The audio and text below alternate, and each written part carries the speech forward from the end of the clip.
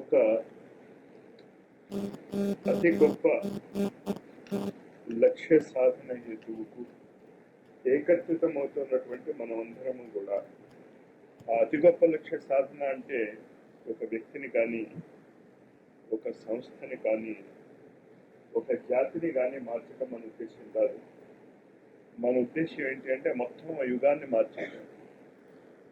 యుగాన్ని మార్చేయటం అనే లక్ష్యాన్ని మనం మర్చిపోతాం. ఎప్పుడు మనం మాట్లాడుతున్న యుగ నిర్మాణము అనే మాట మనం వాడుతున్నప్పటికీ కూడా మనకేమనిపిస్తుంది అంటే మన మానవ జాతి సుఖంగా జీవిస్తే యుగ నిర్మాణం అయింది. కేవలము ఒక జాతి సుఖంగా జీవించటం అనేది ఆ స్రష్ట యొక్క దృష్టిలో అర్ధరహితమైనటువంటి లక్ష్యం. అది 84 లక్షల జీవకోట్లు ఉంటే ఆ 84 లక్షల జీవకోట్లలో నిజానికి ఎందుకు పనికిరానటువంటి ఈ మానవ జాతి, అంటే పృథ్వీ మీద జీవిస్తున్నటువంటి ఈ మానవ జాతి పృథ్వీకి అందించినటువంటి అతి గొప్ప వరదానం ఏంటంటే ఏ క్షణంలో అయినా పృథ్వీ ఎగిరిపోవచ్చు అని. మానవ కుటుంబాలు అవి ఎలా విచ్ఛిన్నమైపోతున్నాయో, మనిషి తన అపూర్వ మేధస్సుతో సాధించినటువంటి ఆ అస్త్ర విన్యాసాలన్నీ కూడా దేనికి ఇప్పుడు పనికొస్తున్నాయి అంటే ఏ క్షణంలో అయినా మనిషి తను స్వయంగా నాశనం అయిపోవటమే కాక సంపూర్ణ సృష్టిని కూడా ఎగరగొట్టేయగలడు. ఇచ్చారంటే ఏ క్షణంలో అయినా పరమాణు అస్త్ర ప్రయోగాల వల్ల యుద్ధము కనుక జరిగితే బాంబులు వేసుకున్నటువంటి దేశాలు నాశనం అయిపోతే సరేలే ఏం చేస్తాం, దెబ్బలాడుతున్నారు, నాశనం అయిపోయారు అనుకుంటాం. కానీ ఎందుకు పనికిరాని ఈ కాలంలో ఉన్నటువంటి పరమాణు అస్త్రాలతో పోల్చి చూస్తే బచ్చా టైప్ అస్త్రం ఆగస్టు 6న హిరోషిమా నాగాసాకి మీద వేశారు. ఫస్ట్ ఆటమిక్ బాంబ్స్ అవి. అంటే ఏంటి, ఆటమిక్ బాంబ్ కల్చర్లో ఆ వినాశ సంస్కృతి మహోత్సవంలో మొట్టమొదటి పండుగ అన్నమాట ఇది కదా.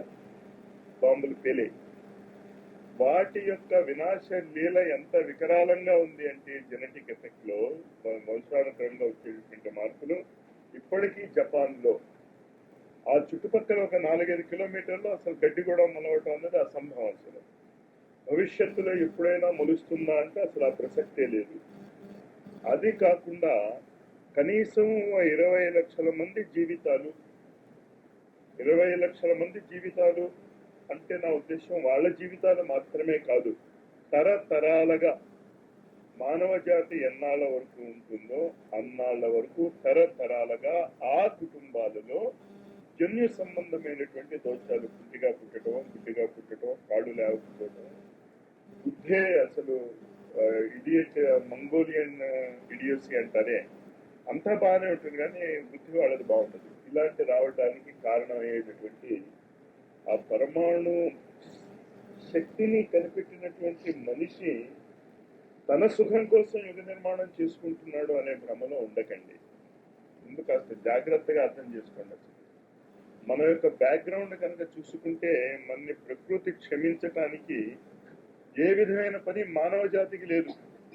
ప్రకృతి కనుక నుంచోబెట్టి వాయించదలుచుకుని ఆ జీటీవీలో చూపిస్తాడే ఆప్కి అదాలత్ లో మానవ జాతిని ఒక మనిషిగా అక్కడ నిలబెట్టి క్వశ్చన్ మీద క్వశ్చన్ వేసి ఏమయ్యా ధర్మం పేరిట నువ్వు ఎంతమందిని ప్రేమతో నింపావు అంటే జవాబు ఏమొస్తుందో తెలుసా? 2 మహాయుద్ధాలలో కూడా ఎంతమంది చచ్చారో అంతకంటే 10 రెట్లు మంది ధర్మం పేరిట చచ్చారు.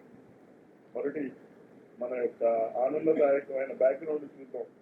ఒకవేళ ఎప్పుడైనా ఆస్తి అదాలత్లో కూర్చోబెడితే మానవ జాతి ఏం చేసిందో చూద్దామని. ఏమయ్యా, ఏ పృథ్వీ మీద అయితే నువ్వు జీవిస్తున్నావు ఆ పృథ్వీకి నువ్వు ఏం చేసావు? కొన్ని నువ్వేం చెయ్యక్కర్లే. పృథ్వీని ఏదైనా దానికి కాస్త దెబ్బ అది తగిలితే పృథ్వీకి ఒక పట్టి వేయటం, ఏదో కాస్త తల పట్టడం అలాంటివి చేసామంటే అలాంటివి ఏం చేయలేదు సార్. పృథ్వీ యొక్క గుండెల్ని తవ్వుకుంటూ పృథ్వీ గుండెల లోపల ఏదైనా నిధులు నిక్షిప్తాలు లోహాలు అవి ఏమైనా ఉంటే మేము తవ్వుకుని బయట తీసుకున్నాం. ఇంకా బై ఛాన్స్ ఎక్కడైనా ఏదైనా మిగిలిపోయిందో అని అనుమానం వచ్చి సాగర గర్భంలో ఎక్కడో లోతులో ఇదివరకు మేము వెళ్ళలేకపోతే ఇప్పుడు పెద్ద గొప్ప వాళ్ళలాగా ప్రచండ వీరుల్లాగా భయపడి భూమిని ఎంతలాగా హింసించగలం. హింస అనే పదం అసలు అది తక్కువ పదం, అది దారుణమైన హింస. భూమిని మీరు అర్థం చేసుకోగలిగితే కథల్లో చదువుకున్నా కదా పురాణాల్లో. భూదేవి వెళ్ళి విష్ణుమూర్తి దగ్గర చెప్పినంటే మరి ఏడవకి ఏం చేస్తుంది, పిచ్చి పనులన్నీ చేస్తుంటే వెళ్ళి నిధిలో నిక్షిప్తాలు లాగుతున్నాం మేము. రెండో ప్రశ్న జవాబు చెప్తాం, పృథ్వీని ఎంత బాగా రక్షిస్తున్నాం. పోనీ పృథ్వీ మీద మిగతా జంతు జాలాలు ఉన్నాయి కదా, కొన్ని మనల్ని సింహమను, ఏనుగను, పులులను, నక్కలను, కుక్కలను, పక్షులను, ఏవో జంతు జాలాలు ఉన్నాయి. కొన్ని వాటి మానాన వాటిని బతకనిచ్చాము అంటే వాటిని బతకనివ్వటంలే. ప్రతి సంవత్సరం కూడా మనం ఏం వింటామంటే ఈ తరం అంతరించిపోయింది, ఆ తరం అంతరించిపోయింది, చైనాసుల దగ్గర నుంచి చివరికి చీటుకు వస్తే మా చెల్లెలు కొడుకు గౌరవ్ చిన్నవాడు గురుగావ్ నుంచి హైదరాబాద్ అని వస్తుంది, ఢిల్లీ దగ్గర ఉన్నటువంటి ఒక ఇండస్ట్రియల్ టౌన్ లో మా బావగారు పనిచేస్తుంటే అక్కడి నుంచి సెలవులకు వచ్చాడు గుంటూరు. నా అదృష్టం ఏంటంటే మా ఇంటి పక్కన ఒక గేదె ఉంది, పాలు ఇచ్చే గేదె. ఒక ఆవిడ పాలు పితుకుతుంది. వీడు పొద్దున్నే కళ్ళు ననుకుంటూ ఇద్దరు వచ్చి అమ్మ అమ్మ గేదె అని డాన్స్ చేయటం మొదలెట్టాడు. గేదె ఎప్పుడు చూడలేవాడు ఈ కాలంలోనే. అంచేత బాహ్య పృథ్వీ మీద ఉన్న మిగతా జంతుజాలాల మీద మనకు ఉన్నటువంటి కృప ఏమిటి అంటే వాటి పిల్లల కోసం ఏమైనా పాలు సంపాదించుకుంటూ ఉంటే మీ పిల్లలు పాలు తాగాల్సిన అవసరం ఏమీ లేదు.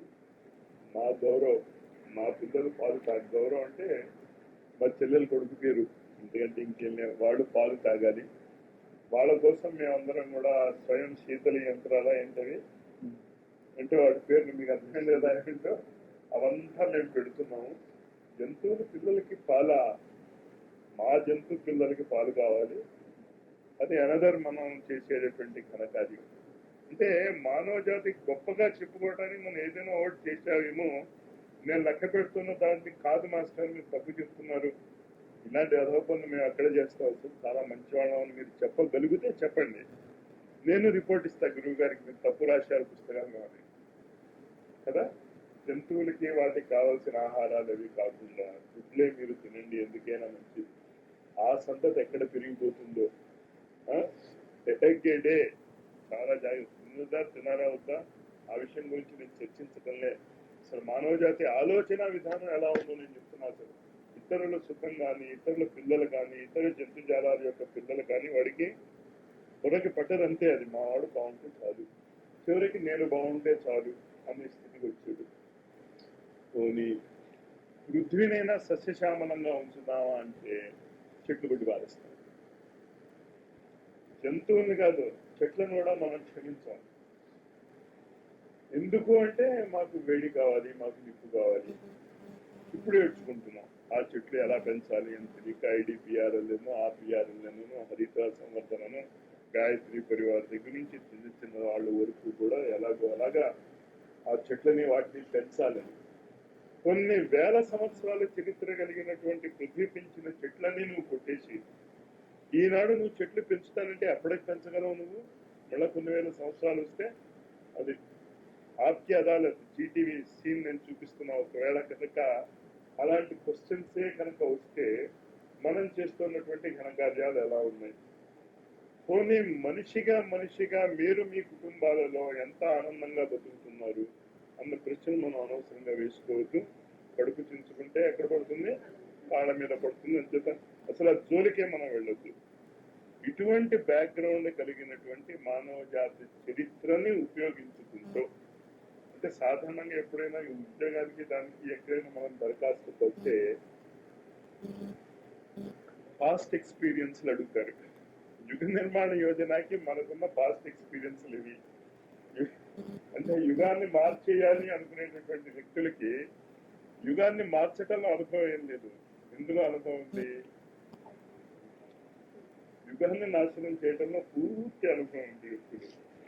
కానీ తమాషా ఏంటి అంటే, ఏ వ్యక్తి అయితే ఒక పనిని చాలా గొప్పగా చేయగలడో అదే పనిని వాడు చాలా వర్స్ట్ గా కూడా చేయగలడు. వైసీ వెర్సా. ఓ దొంగని కాపలాకి మనం పెడితే మిగతా దొంగలు రాలేరు. అంటే దొంగ ఎన్ని రకాలుగా ఆలోచించగలడో పాపం వాడు ఆలోచించగలడు. గురువు గారు ఆ ఒక్క పాయింట్ మీద పట్టుకున్నారు. మనం అది గుర్తుంచుకోండి. గురువు గారు మానవ జాతిని పట్టుకోవడం ఏ ఒక్క పాయింట్ మీద పట్టుకున్నారంటే, ఎలా తగలెట్టగలడో మనం పూర్తిగా అనుభవజ్ఞం కనుక కనీసం ఆ పనులు చేయటం మానేస్తే చాలు, మనం చాలా ప్లస్ పాయింట్ వచ్చేస్తుంది. ఇంకోళ్ళని ఆ పనులు చేయనివ్వం. అది ఒక బ్యాక్గ్రౌండ్. నేను ఎందుకు చెప్తున్నాను అంటే, యుగ నిర్మాణం చేద్దాం అనేటువంటి ఆకాంక్ష ఉన్నా మనము మారితే తప్ప యుగ నిర్మాణం చేయడానికి అర్హత రాదు. అర్హత రాదు అంటే ఎలా చేస్తారు? యుగాన్ని సర్దుకుపోగలగాలి. అలాగా ఎక్కడ పడితే అక్కడ.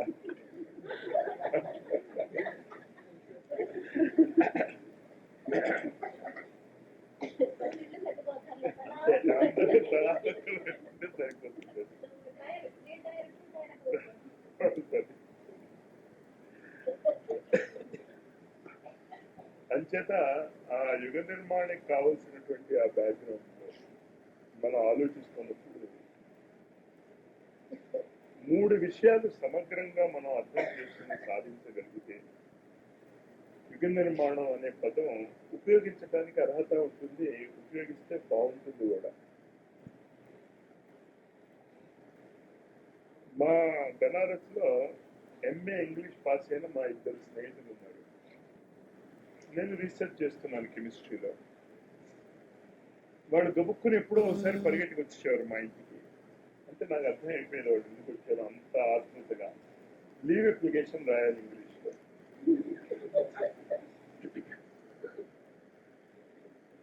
అంటే వాళ్ళు చదివింది ఎంఏ ఇంగ్లీష్, పాస్ అయ్యారు వాళ్ళు. వచ్చేది ఎందుకు నా దగ్గరికి అంటే, లీవ్ అప్లికేషన్ ఇంత చేస్తే ఇంగ్లీష్ లో రాసి పెట్టాలి వాళ్ళకి. నేను ఆ విధంగా యుగ నిర్మాణ యోజన మనం చేస్తున్నామేమో అని నా అనుమానం. ఎందుకు నాకు అనుమానం అంటే, అసలు ఆ యుగ నిర్మాణాన్ని చేయటానికి కావలసినటువంటి ఆ ఆధారభూతమైనటువంటి నియమాలను ఎంత మనం తిప్పి చెప్పుకున్నా కూడా ఆచరణలో పెట్టుకోవటం లేదు మనం. అదే ఆచరణలో పెట్టుకున్నప్పుడు ఎంత గొప్ప విషయాలు మనం చర్చించుకున్నా, ఇది ఇంతేలే అని మనం చెప్పినా రిజల్ట్స్ రావు. రిజల్ట్స్ ఏంటి కావాలనుకుంటున్నాం మనం? మన కుటుంబంలోని సమస్యలు కానీ, మన వ్యక్తిగత సమస్యలు కానీ సాల్వ్ అయిపోవాలి అని. సాల్వ్ అయిపోవాలి అని అంటే మళ్ళీ ఆస్తి అదాలత్లో నుంచోబెడితే దెబ్బ తినేస్తాం. వీడు యుగ నిర్మాణ యోజన అనే పేరు పెట్టి చేసింది ఏమిటి అంటే, తన కోసం ఏదైనా చేసుకోవడానికి ప్రయత్నించాడు తప్ప మానవ జాతి సంగతే వదిలేతాం. ఇంకా యుగ నిర్మాణం ఏం చేశాడు అనేటటువంటి వాడు కూర్చుని ఉంటాడు తప్పని. వాడు అలాంటి రిజల్ట్స్ రాసిస్తే కష్టం, మనకి షాక్ కొడుతుంది. జాగ్రత్త. అంచేత ఆ 3 లక్షణాలు మళ్ళా నేను చెప్తున్నాను. నేను అవే మళ్ళీ చెప్తాను, ఎప్పుడు అడిగినా అవే చెప్తాను. నేను ఆ 3 లక్షణాలని మీరు చాలా జాగ్రత్తగా అర్థం చేసుకోండి. మొట్టమొదట మీరు యుగ నిర్మాణాన్ని చెయ్యాలి అనుకుంటే, మానవ జాతికి నిజంగా మేము ఉపయోగపడ్డాము, మానవ జాతి ఉన్నతికి మేము పాటుపడ్డాము అని పేరు తెచ్చుకుందాం అనుకుంటే, మొట్టమొదట మీరు చేయాల్సిన పని ఏంటి అంటే, ఋషిమయ జీవితం జీవించడం నేర్చుకోండి. మాస్టారు ఋషిమయ జీవితం జీవించడం నేర్చుకోమన్నారు, అంచేత రెడీగా వెళ్ళి ఓ 50 తాన్లు కాషాయ బట్టలుగా ఆర్డర్. ఋషిమయ జీవితం జీవించాలంటే కావాల్సిన వస్తువులు ఏంటో తెలుసు కదా మీకు. ఏమేమి కావాలో చెప్పండి. ముందు కాషాయ బట్టలు కావాలి, దాని తర్వాత కమండలం కావాలి, దాని తర్వాత రుద్రాక్ష మాలలు మెడలో వేసుకోవాలి. ఇవంతా మీరు ఆర్డర్ ఇచ్చుకోవాలి. దాని తర్వాత ఇంకా ఏం కావాలి? ఒక ఆసనం కావాలి. మళ్ళా ఆసనాల్లో లెవెల్స్. దర్భాసనం కూర్చున్నవాడు చిన్న స్వామి, పులి ఆసనం మీద పులి తల ఎదురుకుండా ఉండి కూర్చున్నవాడు పెద్ద స్వామి కదా. మళ్ళా ఈ స్వాములందరికీ కూడా చేతులు ఎప్పుడైతే ఎంతసేపు అని పోజు ఇవ్వగలరు అని చేత ఏంటో దండం కావాలి. ఇవన్నీ మీరు ఆర్డర్ ఇచ్చుకుంటే ఋషిమయ జీవితం అవ్వదు. అయితే మాకు అర్థమైపోయింది మాస్టర్, మీరు ఏం చెప్తున్నారు, పర్ణశాలలో ఉండాలి. మేము సినిమాల్లో చూస్తూ ఉంటాం, వాల్మీకి ఆశ్రమంలో పర్ణశాల ఒకటి వేసేసుకుంటాం, సరిపోతుందా? సరిపోదు. పర్ణశాల కూడా సరిపోదా? కొన్ని శిష్యుని పెట్టుకుంటాం, వాళ్ళకి ఒక పిలక పెడతాం, వాళ్ళకి కూడా పచ్చబట్టలు కట్టేస్తాం మేము. ఇప్పుడు కంప్లీట్ గా ఋషి ఆశ్రమం వాతావరణం వచ్చేస్తుందా? నటన పోజు వస్తుందంటే. బాహ్య అలంకారములో ఋషులు మనం ఎలా ఉంటారో మన ఊహ. వాళ్ళు అలా ఉండేవారో లేదో నాకు చాలా అనుమానమే. కానీ అలా జీవించాలి కాబోలు. బట్టలు మార్చేసుకుని, వేషాలు మార్చేసుకుని, ఏంటో ఇది మర్చిపోయాను నేను, కట్టుకోవటం నేర్చుకోవాలి. ఏంటిది? జటాజూటాలు కట్టుకోవాలి, అవంతా కట్టుకోవాలి అంటే దయచేసి అలాంటి ఆలోచనలు మీరేం పెట్టుకోవద్దు. ఋషి జీవితం జీవించాలి అంటే ఋషుల వలె జీవించటం నేర్చుకోవాలి. ఋషుల లాగా వేషధారణ చేయటం కాదు. అంచేత ఆ బాహ్య ఆడంబరాల జోలికి అసలు వెళ్లకుండా లోపల మీరు ఓ ఋషి యొక్క అంతరాత్మ కావాలి. ఏంటి ఋషి యొక్క అంతరాత్మ? కాశీలో స్నానం చేస్తూ ఉంటే ఒక సాధువు ఒక తేలు అలా కొట్టుకుంటూ వెళ్ళిపోతుంది. కొట్టుకుంటూ వెళ్ళిపోతూ ఉంటే ఆ తేలుని ఇలా బయటకు తీశాడు. అహింసా పరమో ధర్మ అనే సూత్రం అతను గుర్తొచ్చింది. ఫార్ములా కూడా అనుకున్నాను. నేను చెప్పాను కదా, బుద్ధుడు ఎలా అనుకున్నాడు దోమ పుడితే, అలాగే అన్ని రకాలుగా అనుకుని అతను అలా చేయి పైకి తీసి ఆ తేలుని నీటిలో తీసి, తేలు ఊరుకుంటున్నా ఏంటి తగిన శాస్త్రి చేస్తే అమ్మ అన్నాడు. బాధ వేసింది, వదిలేశాడు. మళ్ళా తీశాడు, మళ్ళా వదిలేశాడు, మళ్ళా తీశాడు, మళ్ళా వదిలేశాడు. 3-4 సార్లు పుట్టిండేవాళ్ళు. పక్కన ఒడ్డున చుట్టుపక్కల స్నానం చేస్తున్న వాళ్ళు, ఏమయ్యా నీ అంత మహామూర్తిని నేను చూడలేదు, అది నిన్ను పుట్టి పారేస్తూ ఉంటే పట్టుకుని దాన్ని నువ్వు రక్షిస్తానంటే వదిలేదాన్ని కర్మాన్ని గడిపోతుందని. తేలేనయ్యా నాకు నేర్పింది, నన్ను అలా అస్తమానం పైకి తీయమని అన్నది. తేలు అసలు మాట్లాడటం ఏంటి, తేలు నేర్పటం ఏంటి మీకు అంటే, తేలు తన స్వభావం మార్చుకోలేదు, ముట్టుకుంటే కాటేస్తుందని. మరి నేను మనిషిని కదా, మనిషికి ఏ లక్షణం ఉండాలి? మురిగిపోతున్న వాడిని ములగనివ్వాలి అనే స్వభావం ఉండాలనే కదా గుట్టవాళ్ళు ఆ మాట అన్నారు. కానీ ఈ మూర్ఖుడికి మాత్రం మనిషి అంటే ఎలాంటి వాడు అంటే, ఇతరుల వాడు కొట్టుకుపోతూ ఉంటే రక్షించాలనే స్వభావం ఉండాలని వాళ్ళ గురువు చెప్పాడు. మనకి మన గురువు గారు చెప్తాను. అంచేత ఏం చేస్తున్నాడు ఇతను? తేలు తన స్వభావం మర్చిపోలేదు కనుక నేను కూడా నా స్వభావాన్ని మరవను. ఇది ఎందుకు చెప్పాను? ఋషి స్వభావం మనకు కావాలి, ఋషి వేషధారణ కాదు. ఋషి స్వభావం అంటే నేనేం చెప్పాను? నేను ఋషుల జీవితాన్ని మీరు చూసుకోండి. ఎంత యజ్ఞమయ త్యాగమయ జీవితం వాళ్ళు జీవించారో, ఎన్ని ఆదర్శాలు మనకి పెట్టారో, అవి కిందటి 2 రోజుల నుంచి మనం మాట్లాడుకుంటూనే ఉన్నాం. కానీ దాన్ని జీవించటానికి కావాల్సిన ట్రిక్, ఋషిమయ జీవితం మనం జీవించటానికి బయట వాళ్ళ యొక్క ఆధారం లేకుండా, బయట వాళ్ళ నుంచి మనం తెలుసుకోలేకుండా, లోపల నుంచి ఆ అంత ప్రేరణ, ఇంట్యూషన్ రావటానికి మనం చేయవలసినటువంటి విధానాన్ని నేను చెప్పాను. శ్వాసని జాగ్రత్తగా గమనించండి అని. ఆ గమనించటం విధానం అంతా మనం చాలాసార్లు మాట్లాడుకున్నాం ఇప్పుడే కాకుండా. కానీ మనం గమనించటం లేదు శ్వాసని. ఇప్పటి నుంచైనా కనీసం రోజుకి ఓ 2-3 గంటల సేపు మీరు శ్వాసని గమనించటం నేర్చుకోండి. 2-3 గంటల సేపు శ్వాసను గమనించటం నేర్చుకుంటున్నాను కనుక పిల్లలకి టిఫిన్ తయారు చేయం, పిల్లల్ని స్కూల్కి పంపించం, ఇలా కాదు. మీ పనులు చేసుకుంటూ మీరు శ్వాసను గమనిస్తున్నారు అని బయట వాడికి తెలియకుండా శ్వాసను గమనించుకోవచ్చు కదా.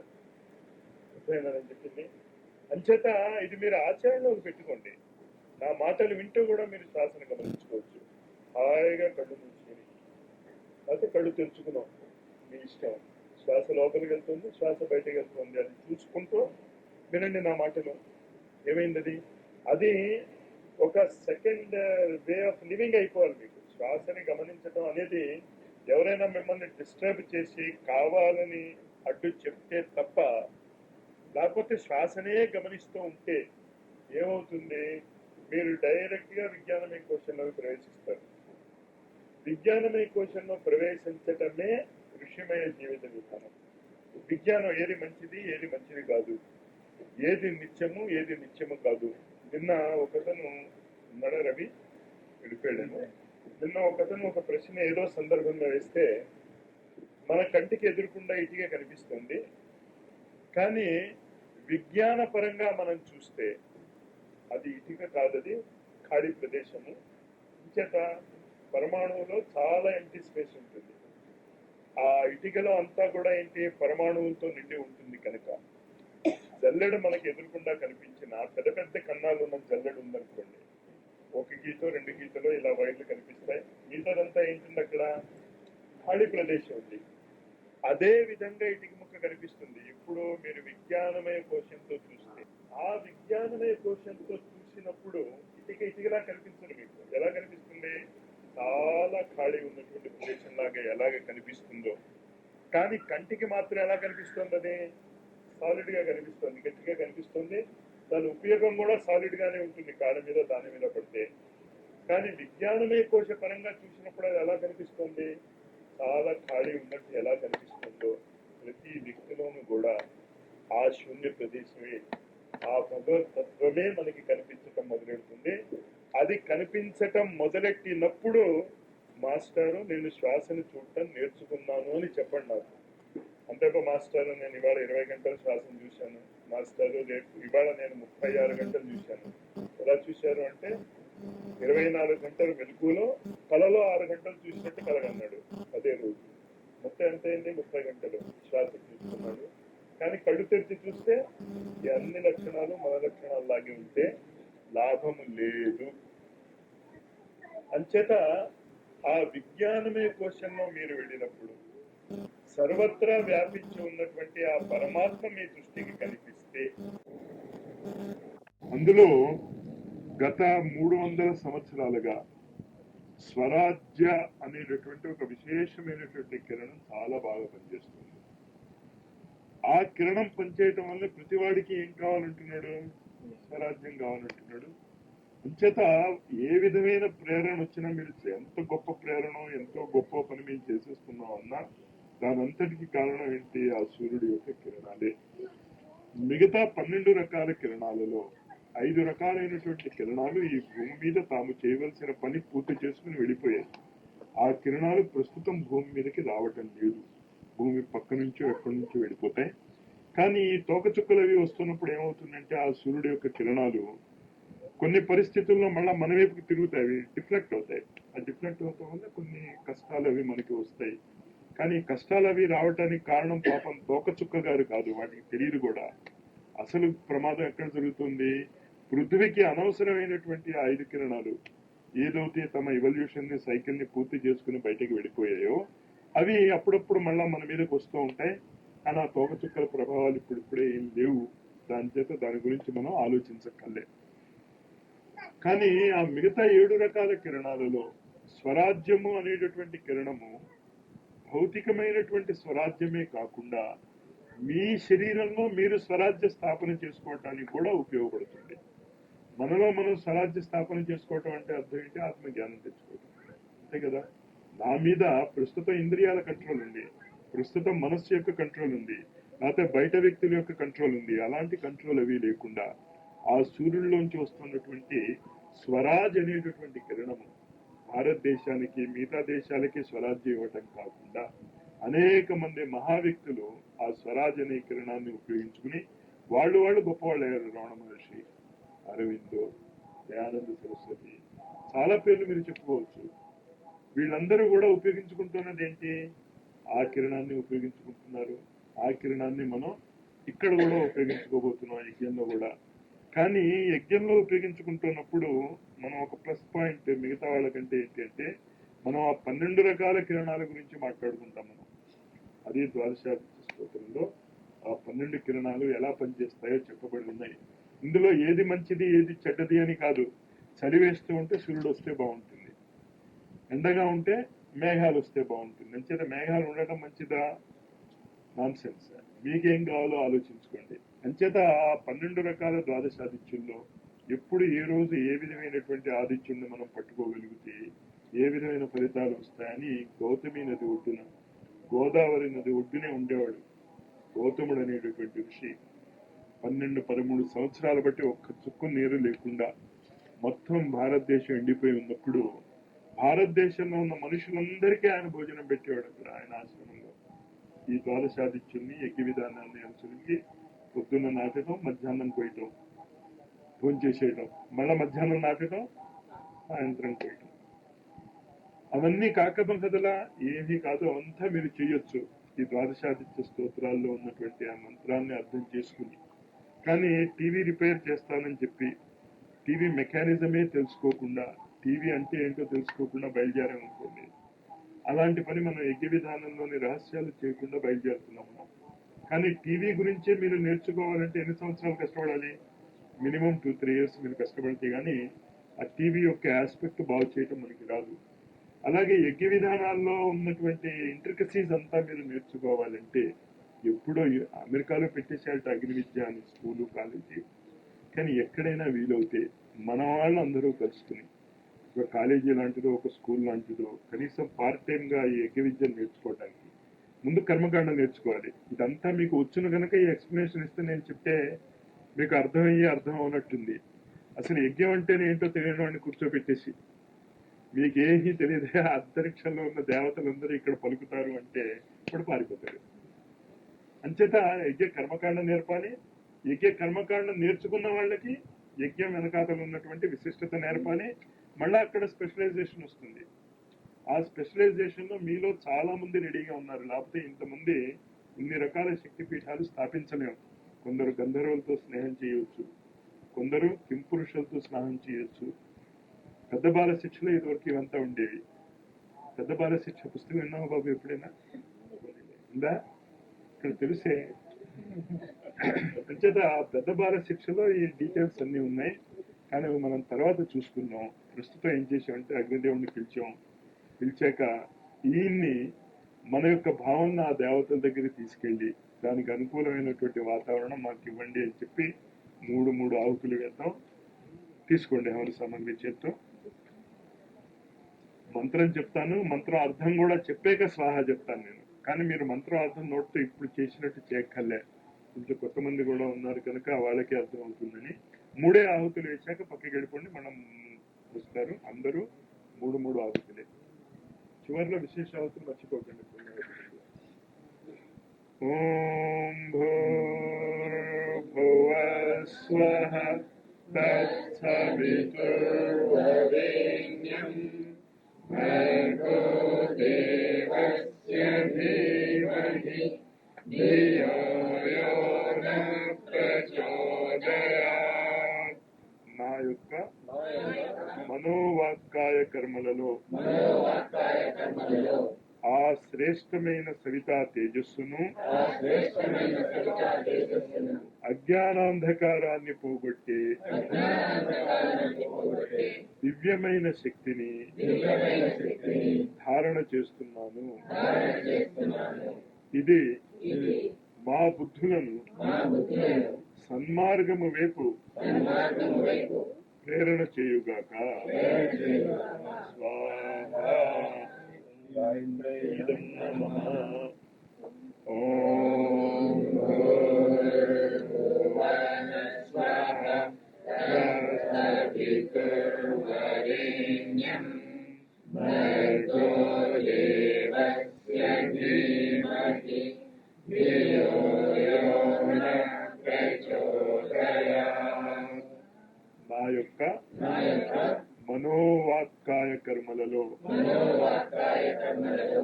ఆ శ్రేష్టమైన సవితా తేజస్సును అజ్ఞానాంధకారాన్ని పోగొట్టే దివ్యమైన శక్తిని ధారణ చేస్తున్నాను. ఇది మా బుద్ధులను సన్మార్గము వైపు ప్రేరేపించుగాక. స్వాహా. గాయత్రీం నమః. ఓం భూర్భువః స్వః తత్సవితుర్వరేణ్యం భర్గో దేవస్య ధీమహి ధియో యో నః ప్రచోదయాత్. నా యొక్క మనోవాక్కాయ కర్మలలో ఆ శ్రేష్టమైన సవితా తేజస్సును అజ్ఞానాంధకారాన్ని పోగొట్టే దివ్యమైన శక్తిని ధారణ చేయుచున్నాను. ఇది మా బుద్ధులను సన్మార్గం వైపు ప్రేరేపించుగాక. స్వాహా. ఇదం గాయత్రీం నమః. నువ్వేయాలి బాబు, నీకోసమే స్పెషల్ అనమాట. ఓం త్రయంబకం యజామహే సుగంధిం పుష్టివర్ధనం పూర్వార్కం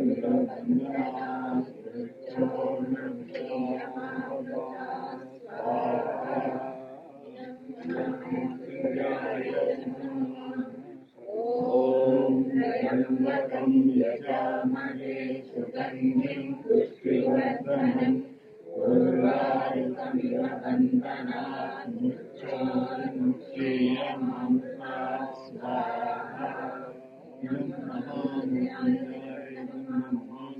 ఓం త్రయంబకం యజామహే సుగంధిం పుష్టివర్ధనం పూర్వార్కమివ బంధనాత్ మృత్యోర్ముక్షీయమామృతా స్వాహా. ఓం త్రయంబకం యజామహే సుగంధిం పుష్టివర్ధనం పూర్వార్కమివ బంధనాత్ మృత్యోర్ముక్షీయమామృతా స్వాహా. ఓం త్రయంబకం యజామహే సుగంధిం పుష్టివర్ధనం పూర్వార్కమివ బంధనాత్ మృత్యోర్ముక్షీయమామృతా స్వాహా.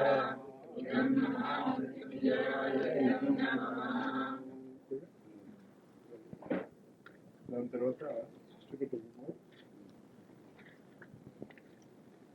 అదేగా.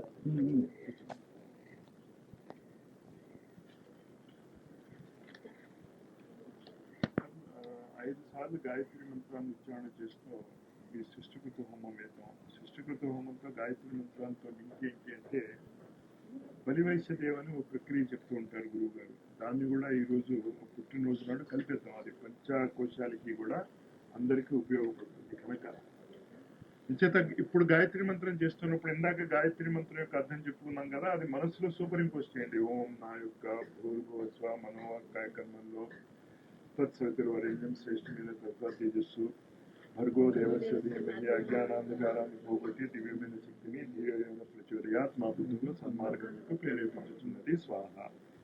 ఇది కదా.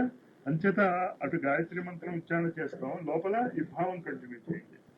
ఓం భూర్భువస్వః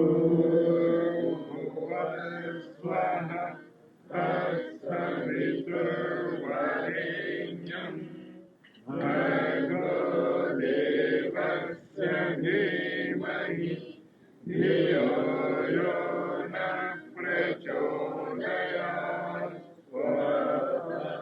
ఇదం గాయత్రీం నమః. ఓం భూర్భువస్వః తత్సవితుర్వరేణ్యం భర్గో దేవస్య धीमहि धियो यो न प्रचोदयात् स्वाहा इदं गायत्रीरं नमः ॐ भूर्भुवः स्वः तत्सवितुर्वरेण्यं भर्गो देवस्य धीमहि धियो यो न प्रचोदयात् स्वाहा इदं गायत्रीरं नमः ॐ भूर्भुवः स्वः तत्सवितुर्वरेण्यं भर्गो देवस्य धीमहि धियो यो न प्रचोदयात् स्वाहा इदं गायत्रीरं नमः ॐ भूर्भुवः स्वः तत्सवितुर्वरेण्यं भर्गो देवस्य धीमहि धियो यो न प्रचोदयात् स्वाहा इदं गायत्रीरं नमः పూర్ణాహుతి అందరూ లేచి నుంచోండి.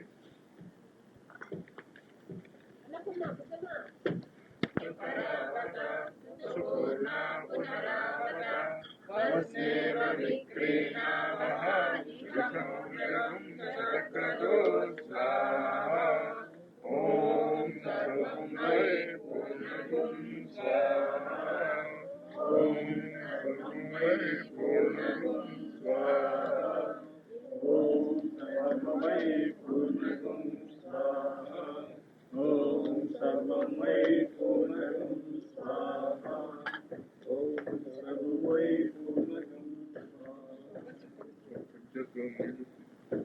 చెట్లు నెయ్యి తెచ్చి వసోధర మధ్యలో పడేటువంటి నెయ్య. ఓం వసో పవిత్రమసి శతధారం వసో పవిత్రమసి సహస్రధారం దేవస్వా సరితా పునాతు పవిత్రమసి శతధారేణ సుత్వా కామదుష్కస్వాహా.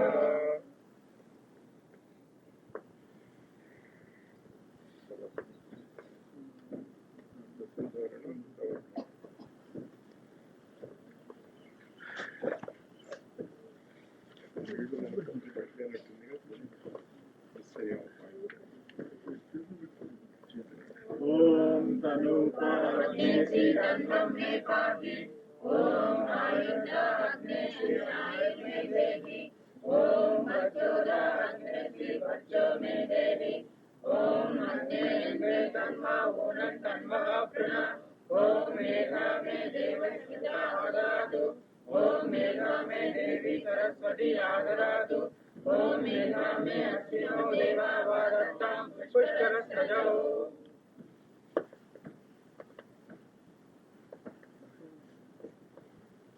శ్వేతాంబర ధారిణి సరస్వతి మాత పుత్ర ఎవరింట్లో ఉంది?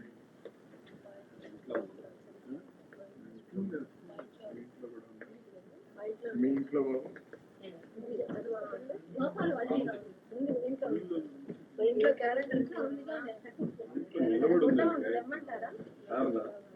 నిలబడి వేణం వాయిస్తున్నట్టుగా నిలబడి మీ ఇంట్లో కూడా ఉందా?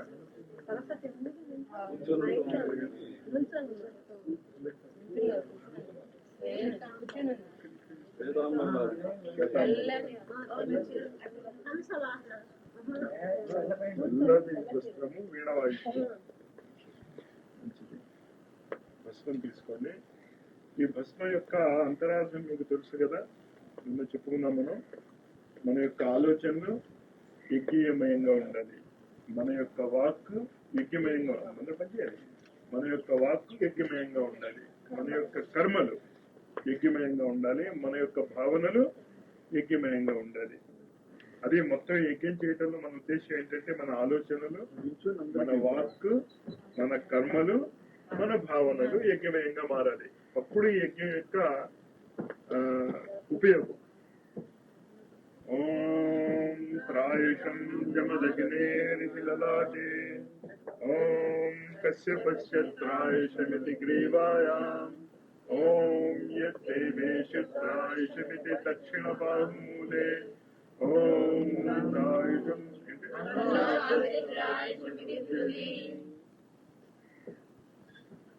మీతో కంటిన్యూ చేసేయండి. క్షమా ప్రార్థన. नैव जानामि पूजनं विसर्जनं न जानामि क्षमस्व परमेश्वर मन्त्रहीनं क्रियाहीनं भक्तिहीनं सुरेश्वर यत्पूजितं मया देव परिपूर्णं तदस्तु मे यदक्षरफलभ्रष्टं मात्राहीनं च यद्भवेत् तत्सर्वं क्षम्यतां देव प्रसीद परमेश्वर यस्यात्मजातनामोक्त्या यज्ञक्रियादिषु न्यूनं सम्पूर्णतां व्याधि सद्यो वन्दे तमच्युतम् प्रमादात् पूर्वतां कर्मा प्रत्यवेदात् परेष्यत् स्मरणादेव तद्विष्णो सम्पूर्णस्याविश्रुतिः नमो स्कन्दाय सहस्रमूर्तये सहस्रपादाच्युतियोरुवामहे सहस्रनाम्ने पुरुषाय संस्कृते सहस्रकोटियुगधारिणे नमः सहस्रकोटियुगधारिणे नमः स्वस्ति प्रजाभ्यः परिपालयन्तां न्यायेन मार्गेण महीं मनीषा ब्राह्मणेभ्यो शुभमस्तु नित्यं लोकाः समस्ताः सुखिनो भवन्तु काले वर्षतु पर्जन्यः पृथिवी सस्यशालिनी देशोऽयं क्षोभरहितो ब्राह्मणाः सन्तु निर्भयाः सर्वे भवन्तु सुखिनः सर्वे सन्तु निरामयाः सर्वे भद्राणि पश्यन्तु मा कश्चित् दुःखमाप्नुयात् अपुत्राः पुत्रिणः सन्तु पुत्रिणः सन्तु पौत्रिणः मेघाः शरणाः सन्तु जीवन्तु शरदां शरम् मेधां यशः प्रज्ञां विद्यां पुष्टिं श्रियं बलम् तेजमायुष्यमारोग्यं देहि मे अव्यवाहनः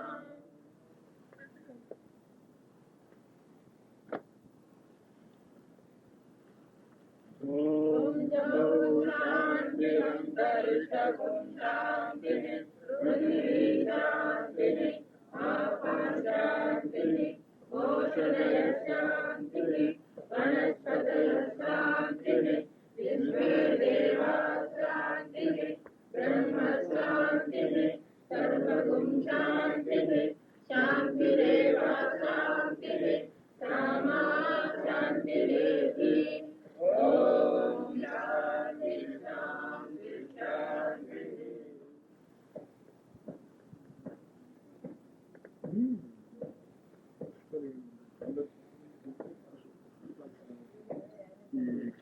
చుట్టూ పెట్టేయండి. ఒక్కొక్కళ్ళు వచ్చి మంత్రం చదవటానికి రౌండ్గా పెట్టేయండి.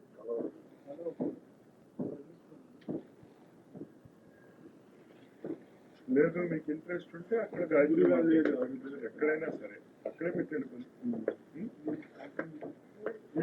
మంత్రం చదివిన తర్వాత అక్కడ వెళ్దాం. ఓం యజ్ఞేన యజ్ఞమయజంతదేవాస్తాని కర్మాణి పరమాన్యాసం దేవనాగం మహిమానస్పదంతే యత్ర పూర్వే సాక్షాత్ సంతు దేవాః. ఈ మంత్రం వాళ్ళతో పట్టండి.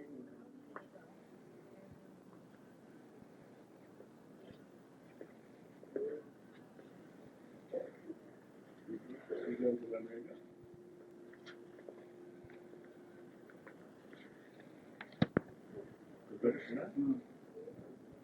యాని కాని చ పాపాని జ్ఞాతకృతాని చ తాని సర్వాణి నశ్యంతే ప్రదక్షిణాయాం పదే పదే.